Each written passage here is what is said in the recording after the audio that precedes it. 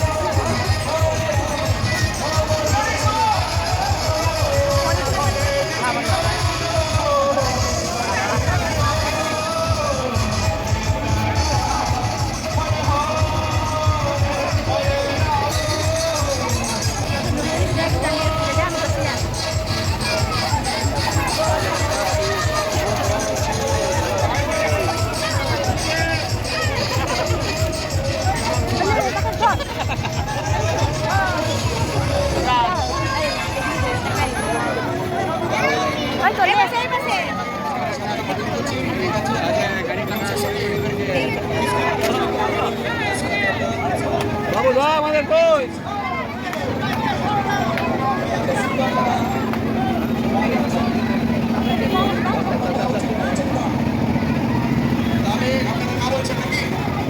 সবাই